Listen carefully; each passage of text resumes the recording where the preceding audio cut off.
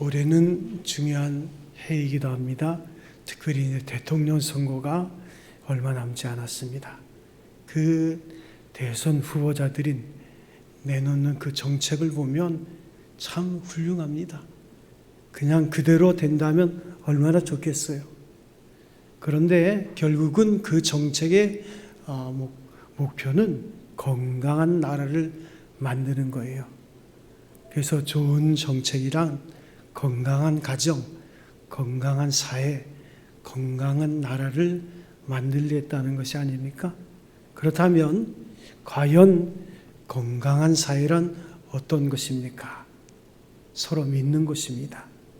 서로 사랑하는 것이고, 그리고 서로 소망이 되는 것이라 생각이 됩니다.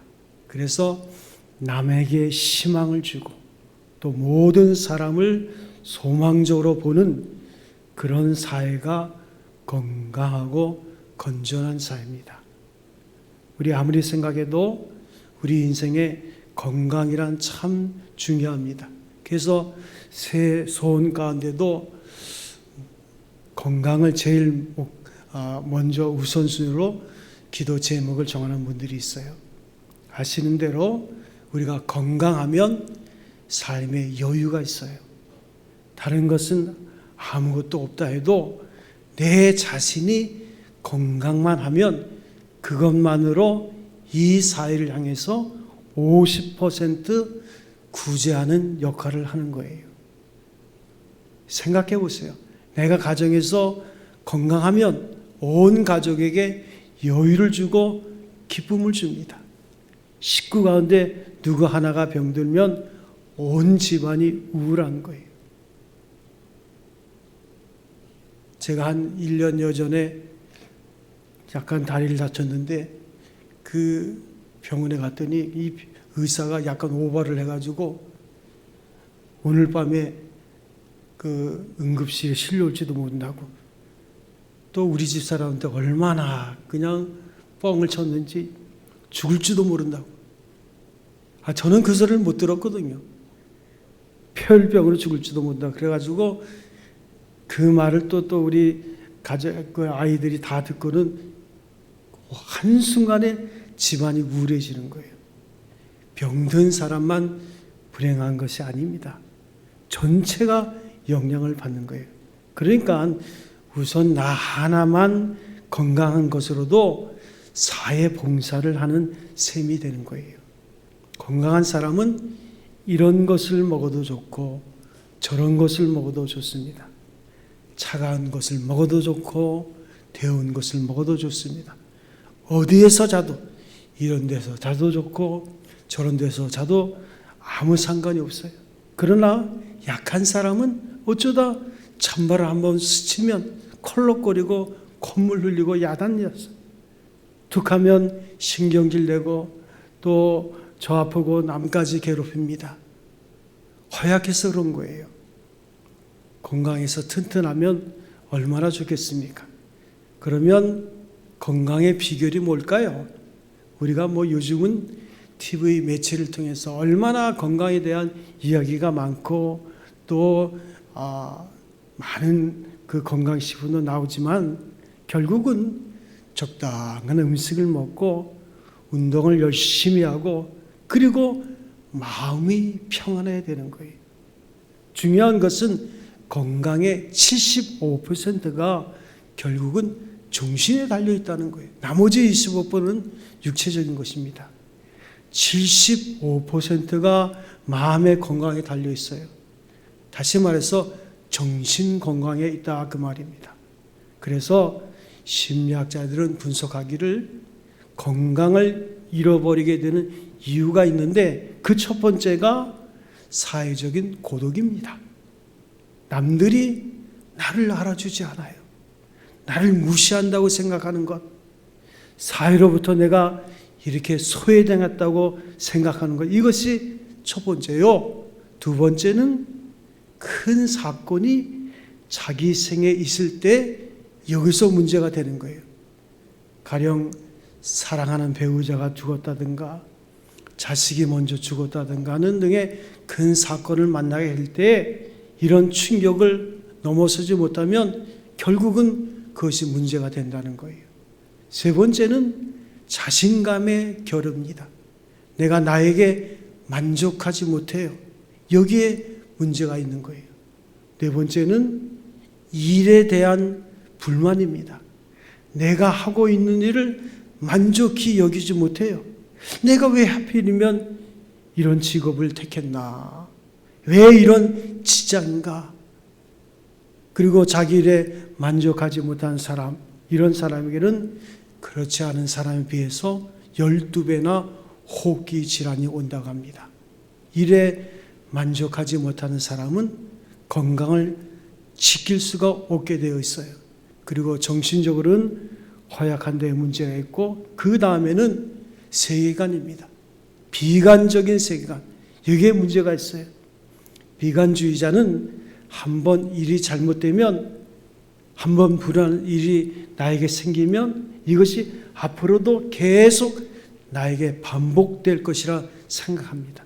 이제부터는 계속 나에게 불운한 일이 일어날 거라 생각해요. 반면에 긍정주의자, 낙천주의자는 한번 일이 잘못되었다 할지라도 다른 사건은 잘 될 수 있다고 믿는 거예요. 그런데 비관주의자는 꼭 내 운이 다한 것이다 이렇게 생각을 해요. 이제부터는 나에게는 나쁜 일만 생길 것이다. 이거 구제불능이에요. 고칠 길이 없습니다. 나로서는 여기서부터 다시 소생할 길이 없다라고 그렇게 생각하는 거예요. 그래서 사실상 정신적으로는 이미 죽은 거예요. 그러니 어찌 육체적 건강인들 지킬 수 있겠습니까? 사랑하는 성도 여러분, 이 마음의 감정, 이건 인간적인 의지나 지식보다 우선하는 거예요. 생각하는 것과 달리 느낌은 훨씬 더 절대적이고 훨씬 더 원초적입니다.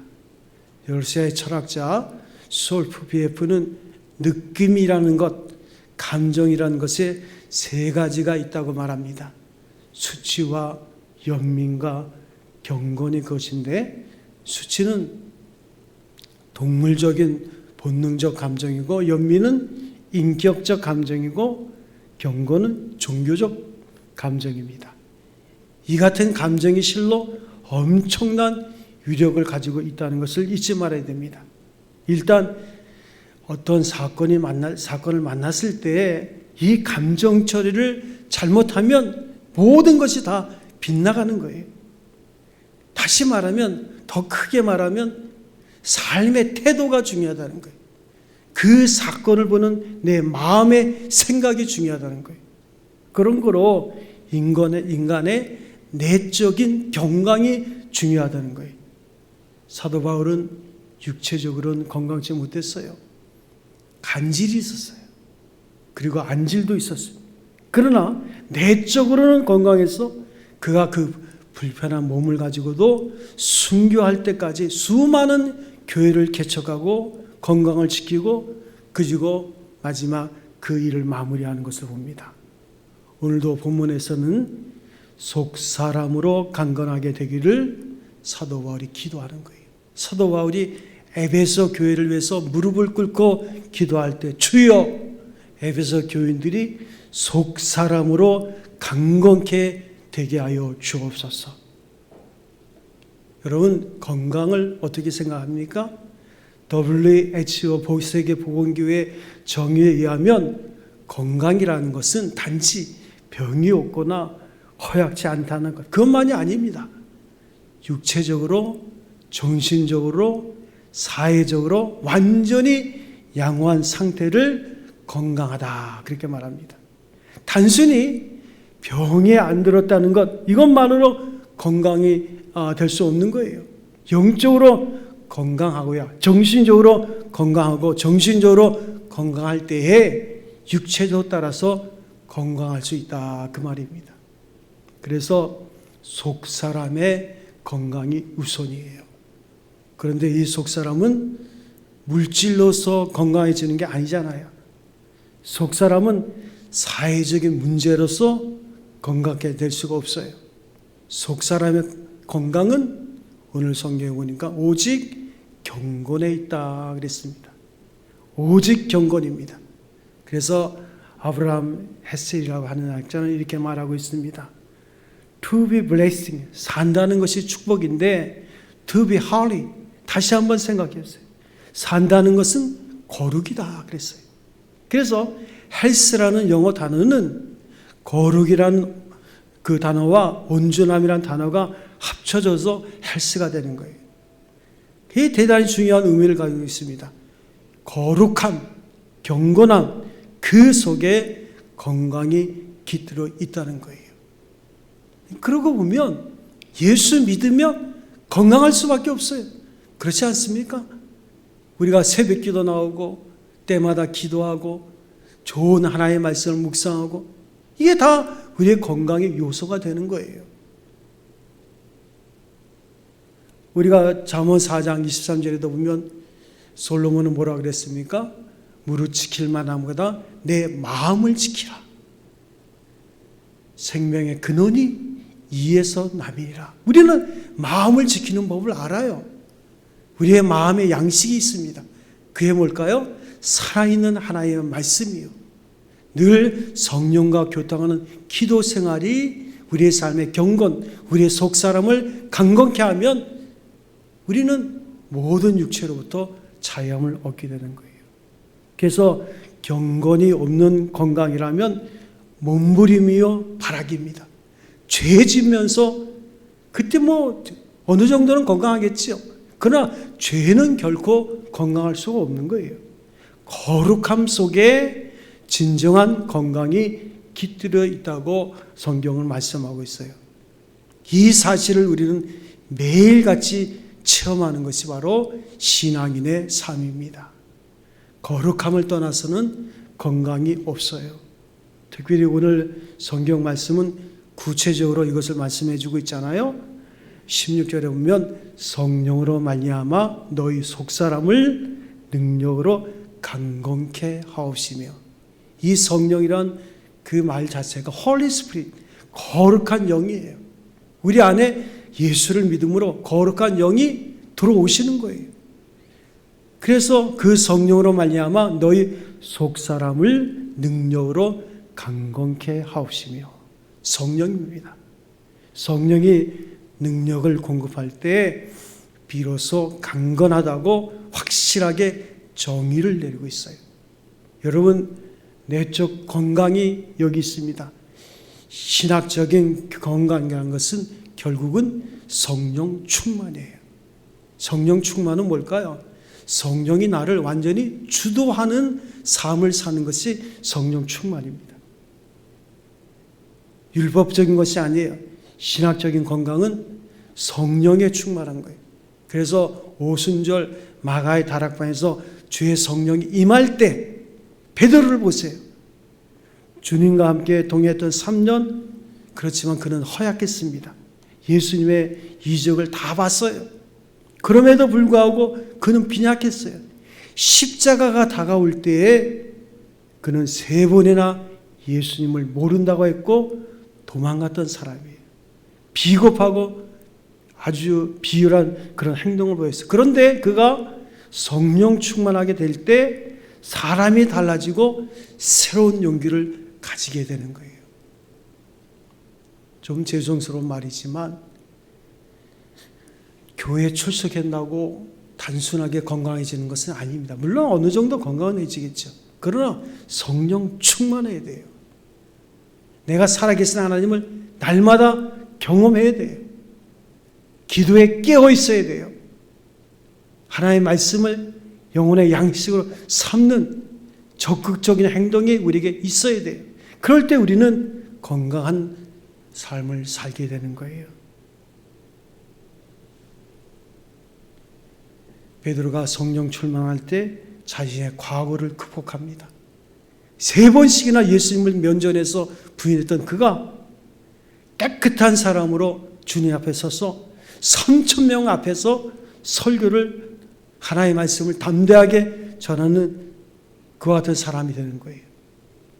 이 성령 충만이라는 것은 심리적으로 생각하면 신령한 용기요, 영적인 건강이요, 담대하게 사는 삶입니다. 베드로가 3,000명 앞에 설교할 때 베드로의 마음속에 아이고 저 앞에 앉아있는 사람이 내가 주님을 3번 부인할 때 알고 있던 사람 아닐까?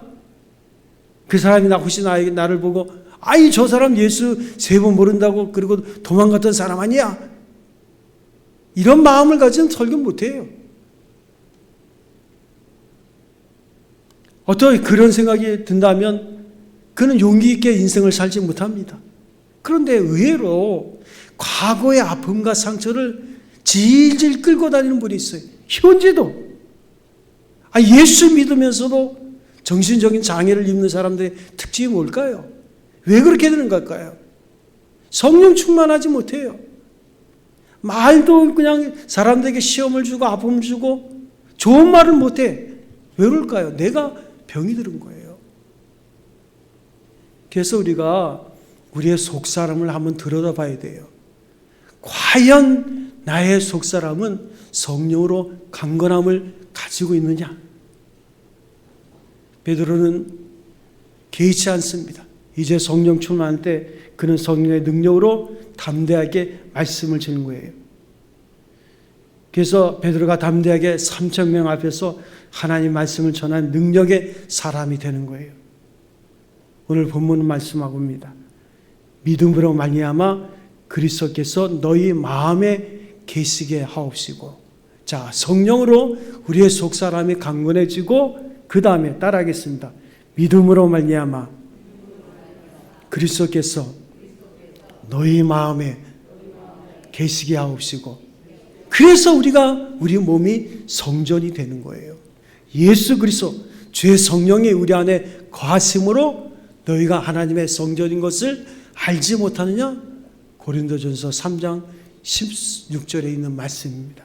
성령이 우리 안에 거하신 그리스도의 영이 우리 안에 계시는 거예요. 그러니까 그리스도적 신앙, 십자가 중심적인 신앙으로 말미암아 그리스도가 내 마음에 계시다는 거예요.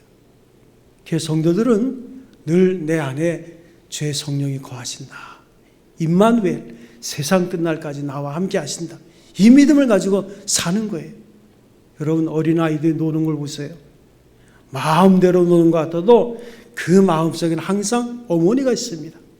장난감 같이 놀고 친구들과 놀고 있지만 그래도 내 가까이 어머니가 있다.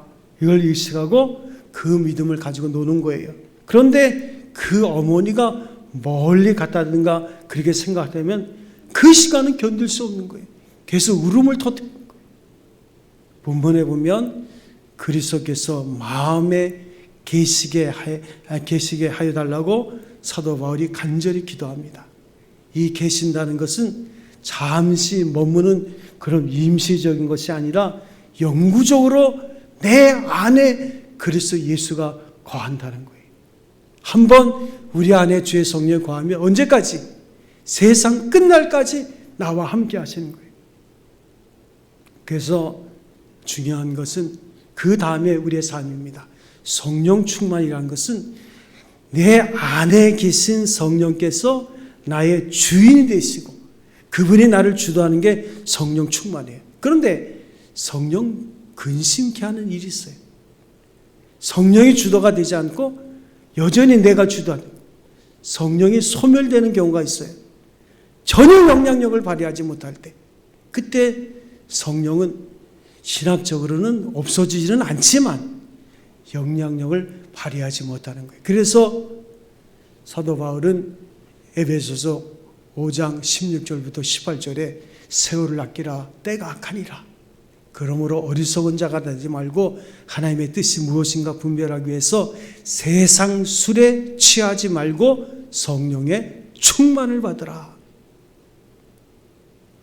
충만이라는 것은 그 전쟁 중에 장사가 그 칼을 가지고 나가는데 그 칼을 날카롭게 하기 위해서 풀물에 넣어가지고 날카롭게 단 다음에 그 칼을 물에다 풍덩 넣으면 이제 강철이 되는 겁니다. 그게 바로 성령 충만이에요. 나를 완전히 하나님께 맡기는 거예요. 주도하는 자의 삶을 사는 거예요. 그리스도가 내 마음을 사실 때 나는 건강할 수 있다는 말씀이에요. 그리고 순간순간 넘치는 사랑, 그것을 확인해야 돼요. 지식에 넘치는 사랑, 분에 넘치는 사랑을 느낄 때 거기 기적이 있는 거예요. 그래서 늘 물어보세요. 순간순간 주님, 내가 주님을 사랑합니다. 주께서 나를 사랑하는 줄로 믿습니다. 이 믿음, 누가 보지 않지만 하나님과 내가 은밀하게 그렇게 대화를 하는 거예요. 에릭 포름이 사랑을 재미있게 정의한 바 있습니다. 내가 사랑받고 있기에 나도 저를 사랑한다. 이것은 미숙한 사랑이다. 다시 말해서 당신은 내게 필요합니다. 그런 거로 나는 당신을 사랑합니다. 이것은 자기 중심적으로 볼 때는 미숙한 사랑이라는 거예요. 내가 당신을 사랑합니다. 그런 거로 당신은 내게 필요합니다. 이게 성숙한 사랑인 거예요. 자주 말씀드리지만 성숙한 사랑은 창조적인 거예요. 대상이 누구나를 묻지 않습니다. 내가 당신을 사랑하기 때문에 당신은 아름답고 내가 당신을 사랑하기 때문에 당신은 내게 필요합니다. 다른 이유가 없어요. 이것이 건강한 사람입니다. 순간순간 사랑을 확인해요. 전에는 사랑 아닌 줄 알았는데 이제 보니까 사랑입니다. 전에는 버려진 줄 알았는데 이제 보니까 소중한 거예요. 저는 요즘 저희 아내를 보면 참 소중하다 생각이 돼요. 왜냐하면 이제 딸이 벌써 나이가 두 딸이 거의 30이 다 된 딸들이 있잖아요. 근데 아주 얼마나 세 명이 그냥 속삭속삭 얘기를 잘하는지 좀 아버지가 소외된 기분이 있지만 그러나 저는 감사해요. 왜냐하면 제가 목회 상담하면서 보면 이 부모와 자녀 간에 갈등이 많은 가정이 그렇게도 많아요. 그러니까 어머니와 딸이, 아버지와 아들이 정상적인 대화를 못하는 가정이 너무 많은 거예요. 근데 저희 가정은 여자만 셋이라 그런지 아주 대화를 깊이 있게 해요. 그래서 저는 그냥 일찍 잡니다. 아주 늦게까지. 자, 그래서 요즘 더 참 소중하다. 제 아내가 그렇게 생각이 됩니다. 건강한 가정은 하루에 3번 아내는 남편을 바라보면서 남편은 아내를 바라보면서 이렇게 말하는 거예요. 나는 당신 때문에 행복합니다. 따라 한번 해볼까요? 나는 당신 때문에 행복합니다. 또 부모이거든 자녀들을 바라면서 나는 너희들 때문에 행복하다. 따라해보세요. 나는 너희들 때문에 행복하다. 그 자녀이거든 부모를 바라보면서 저는 어머니, 아버지 때문에 행복해요. 따라하겠어요. 저는 어머니, 아버지 때문에 행복합니다. 이렇게 말을 하는 거예요. 그래서 건강한 사랑의 그 사람의 행복은 생산적입니다. 다른 사람을 행복하게 할 수 있는 거예요. 그런데 건강치 못한 사람은 말끝마다 이렇게 말합니다. 나는 너 때문에 내가 이렇게 어려워졌다고. 나는 당신 때문에 망했다고. 당신 때문에 내가 못 살겠다고. 에릭 포름은 프랜시스 베이컨의 비유를 인용해서 다음과 같이 재미있는 말을 하는데 인간은 3종류의 인간이 있다 그랬어요. 전에 한번 얘기한 것 같은데 거미 같은 사람, 개미 같은 사람, 벌 같은 사람이 있다 그랬어요. 그래서 거미 같은 사람은 그물을 쳐놓고 거기에 걸려드는 사람을 철저하게 자기 것으로 만드는 사람입니다. 개미 같은 사람은 열심히 벌긴 하지만 벌어서 자기 혼자 먹기 위해서 사는 부류예요. 그런데 벌과 같은 사람은 열심히 벌어서 자기도 먹고 남도 먹게 하는 사람이에요. 에릭 포름은 바로 벌과 같은 사람이 건강한 사람이라고 결론을 내립니다. 그래서 건강한 인격은 건강한 영혼에서 오는 거예요. 여기서 겉사람과 속사람에 대한 의문이 생길 수 있어요. 여러분 어떻게 생각하십니까? 겉사람으로 인해서 속사람이 이루어지는 거예요? 속사람으로 인해서 겉사람이 이루어지는 거니까 어느 쪽이 주도권을 가지고 있다고 여러분 생각하십니까? 사람들은 흔히 그런 말을 하죠. 건강한 몸에 건강한 정신이 아닙니다. 성경은 역설적으로 말하고 있어요. 고린도후서 4장 16절에 보면 그러므로 우리가 낙심하지 아니하노니 우리의 겉사람은 낡아지나 우리의 속사람은 날로 새로워지도다.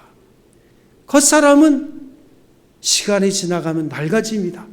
그렇지만 예수 그리스도를 믿는 사람들은 늙어지지만 속사람은 날마다 새로워진다는 거예요. 욥도 시련 중에 하기 어려운 역설적인 말을 했어요. 그가 나를 단련하신 후에는 내가 순금같이 나오리라. 고난이 축복이라는 거지요. 그 고난을 통해서 하나님이 나를 단련하신 후에는 내가 순금같이 나오리라. 많은 시련과 환난 중에서 오히려 정련된 금과 같이 더 깨끗하고 더 고상하고 더 진실하고 더 거룩해지는 속사람을 바라보고 있는 거예요. 여러분, 지금 내가 당하는 고난은 하나님 주신 놀라운 축복입니다. 이걸 생각하셔야 돼요. 결코 그 고난이 영원히 내게 함께하는 것은 아닌데 잠깐 있을 거예요. 그런데 그 고난은 내 인생을 돌아보면 가장 큰 축복이었다고 하는 그날이 올 것입니다. 이것이 성경이 말하는 진리예요. 그래서 우리의 관심은 속사람으로 향해야 돼요. 그리고 속사람이 겉사람을 주도하는 그러한 인격으로 우리가 발전돼야 돼요. 그렇게 변화돼야 됩니다. 그리스도의 사랑, 그 높이와 넓이와 깊이 넘치는 사랑을 순간순간 깨닫고 또 깨닫고 그럴 때마다 우리는 더욱더 건강해지는 거예요. 그래서 참된 경건에 참된 건강이 있습니다. 여러분들이 이렇게 주일도 모여서 예배드리고 또 때마다 기도하고 말씀 보고 다 여러분 건강을 위해서인 거예요. 여러분을 위한 거예요. 그 누구를 위한 것이 아닙니다. 어리석은 사람은 뭐 예배하고 뭐 찬송하는 걸 그런 미련한 사람이에요. 그것 때문에 내가 건강해지는 건데 약을 먹어서 건강해집니까? 건강식품 먹어야 건강해지는 게 아니에요. 우리의 속사람이 강건해질 때 우리의 육신도 건강해지는 거예요. 우리의 속사람은 기름진 음식을 먹어서 건강해지는 게 아니잖아요. 그래서 오직 사랑 안에 건강이 있습니다. 사랑을 느낄 때, 사랑을 행할 때, 사랑에 대한 바른 응답이 있을 때 건강할 수 있어요. 그리고 내가 건강할 때 많은 사람에게 건강을 줄 수가 있는 거예요. 내가 건강할 때 많은 사람을 이제 참아줄 수도 있고 많은 사람에게 사랑을 베풀 수 있는 거예요. 사랑하는 성도 여러분, 금년 한 해 여러분 많은 기도의 제목이 있겠지만 한 가지를 더 첨가했어요. 저를 따라하겠습니다. 하나님이여, 속사람으로 강건하게 하옵소서. 여기에 건강의 비결이 있는 거예요. 여러분의 속사람이 날마다 강건해지는. 다시 한번 잠언 4장 23절, 무릇 지킬 만한 거다 내 마음을 지키라. 생명의 근원이 이에서 남이니라.